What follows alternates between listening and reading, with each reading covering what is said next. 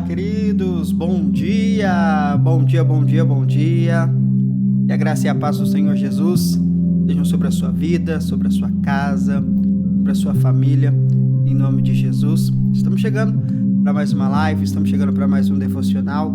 É muito bom poder estar com você, compartilhando da palavra, compartilhando da revelação da graça do Senhor. Como igreja, nós precisamos amadurecer, nós precisamos crescer no conhecimento e na revelação da graça do Senhor. Afinal, é isso que vai nos tornar pessoas firmes espiritualmente.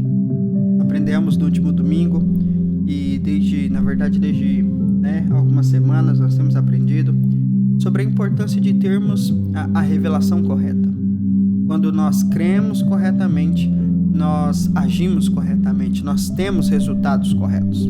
Então, é fundamental nós nos aprofundarmos, nós nos firmarmos na graça do Senhor. É isso que nós temos feito nos nossos cultos, nos nossos encontros, nos nossos discipulados e aqui também no nosso devocional. Então, seja muito bem-vindo e vamos para a mensagem de hoje. Você já sabe aquilo que você tem que fazer, né? Curtir, comentar, compartilhar, fazer a sua parte para que essa mensagem alcance e transborde na vida de outras pessoas. Vamos lá para o texto de hoje. O texto de hoje é Efésios, capítulo 5.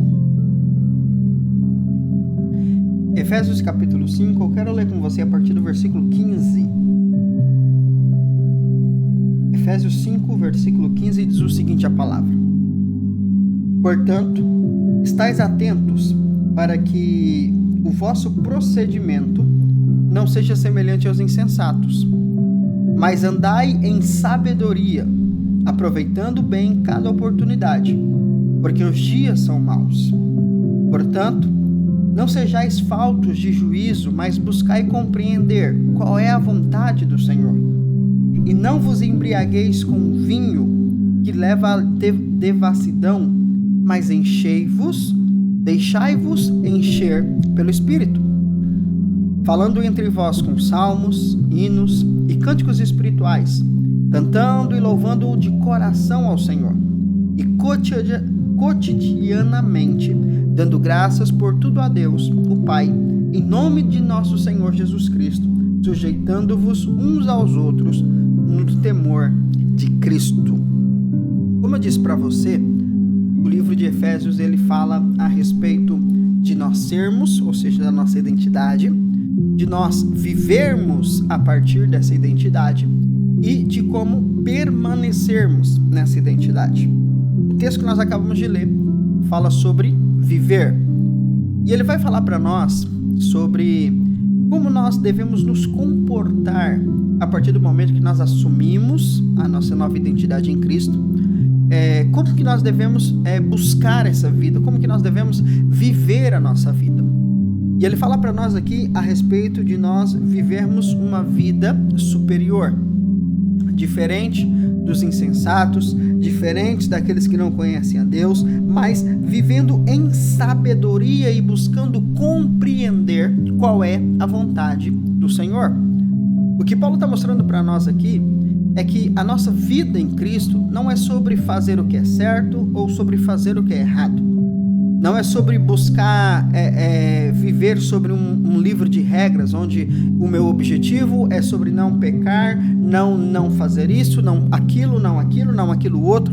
Pelo contrário, uma vez que eu fui chamado para uma nova vida em Cristo, eu fui liberto da lei, eu fui liberto das tradições, agora eu estou vivendo uma nova vida, uma vida no Espírito, para fazer e frutificar para Deus.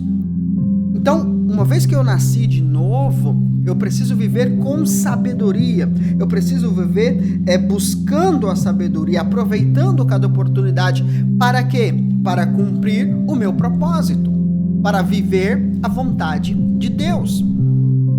Sabe, você precisa ter clareza da sua identidade, você precisa entender quem você é, para que a partir disso você comece a frutificar para Deus. Enquanto nós não tivermos clareza de nossa real identidade, enquanto nós não entendermos aquilo que nós carregamos, enquanto nós não entendermos a aliança que nós fomos inseridos, nós vamos sempre viver entre certo e errado, pecado e não pecado, pode e não pode, e não nos aprofundamos em buscar e andar na sabedoria para fazer a vontade de Deus. Não é sobre o que uma lei diz, não é sobre uma doutrina, mas sobre a vontade, sobre o propósito de Deus. Você foi chamado, você foi salvo para um propósito. Sabe, tem crentes que estão na igreja há 10, há 20, há 30 anos e vivem como se tivessem convertido ontem. Vivem inseguros, vivem imaturos, vivem frios, vivem superficialmente. É como se tivessem aceitado Jesus ontem. Por quê? Porque vivem buscando o certo ou o errado, vivem buscando o que pode, o que não pode, o que é pecado, o que não é pecado, e se esquecem de viver a vontade de Deus, de buscar pela vontade de Deus. Sabe, nessa manhã nós precisamos entender que viver em sabedoria, andar em sabedoria, é buscar compreender qual é a vontade de Deus para nós. E como que nós fazemos isso? No versículo 18 ele diz o seguinte: não vos embriagueis com vinho, que leva à devassidão, leva à libertinagem, leva à falta de controle, leva à falta de sabedoria, mas deixai-vos encher-se do Espírito.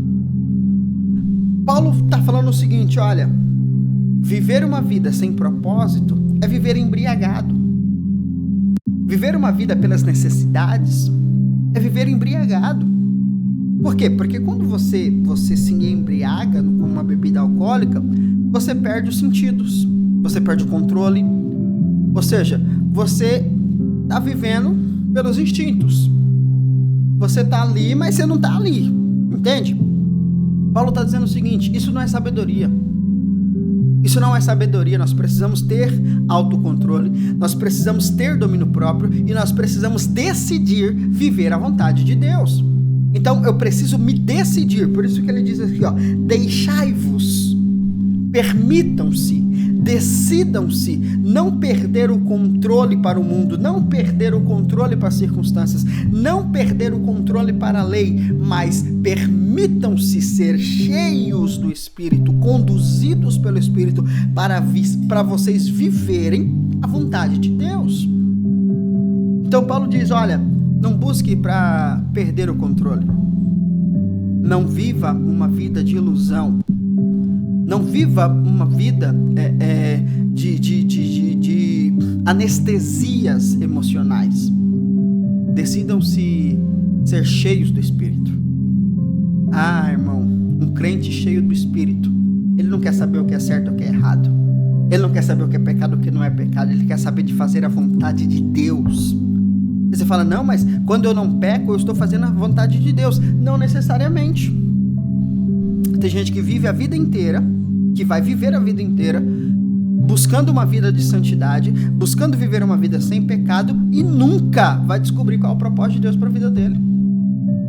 Porque quando eu estou focado em fazer o certo e o errado, eu não estou focado em fazer a vontade de Deus. Eu só estou apenas querendo ser aprovado por Deus. Quando eu quero saber o que pode e o que não pode, eu não quero saber de ser guiado pelo Espírito, eu quero apenas não ser reprovado. E não foi para isso que o Senhor nos chamou. O Senhor nos chamou para uma vida de relacionamento. O Senhor nos chamou para uma vida de intimidade. Por isso ele diz, deixai-vos ser cheios do Espírito, para que o Espírito os conduza à vontade do Pai. Sabe que nessa manhã você compreenda isso. Você precisa ser cheio.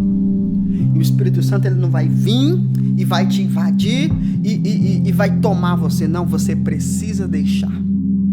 Você precisa abrir a sua boca. Por isso que o texto diz, cantando, falando, expressando, louvando. Você precisa tomar partida. O Espírito Santo ele não vai tomar o controle da sua vida. É você que precisa entregar a direção. Sabe, as pessoas falam assim, Deus está no controle. Não, Deus não está no controle. Deus não está no controle. O controle está na sua mão.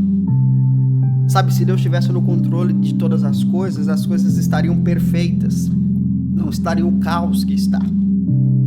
Deus não está no controle de todas as coisas, mas Ele quer dar a direção para você. Ele sabe todos os caminhos, todas as direções que vai levar você para o bom, agradável e o perfeito. Mas Ele não pode te obrigar a isso. Ele não pode me obrigar a isso. Nós precisamos nos permitir. Nós precisamos decidir sair de uma vida vã, de uma vida insensata, de argumentações levianas, de conversas que não vão chegar a lugar nenhum e nos decidir a viver pela sabedoria. E a sabedoria é uma pessoa, Cristo. Quando nós nos deixamos ser cheios do Espírito, Ele nos conduz, Ele nos leva a entender e a viver, às vezes não entender, mas a viver a vontade do Senhor. E não é sobre o certo ou errado, não é sobre pecado ou não pecado, mas é sobre o que está no coração dele para mim viver. Amém? Que essa revelação venha sobre a sua vida. Você entenda isso nessa manhã. É tempo de você se deixar, se permitir ser cheio do Espírito. Vamos orar? Feche os seus olhos. Vamos orar ao Senhor.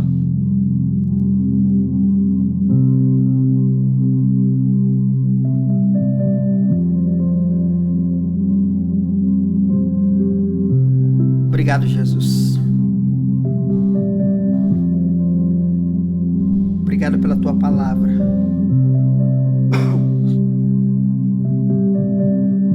Obrigado pela Tua presença, pela Tua revelação sobre as nossas vidas. Espírito Santo, nessa manhã nós te pedimos, conduza-nos na verdade. Conduza-nos para vivermos uma vida de acordo com a nossa nova identidade.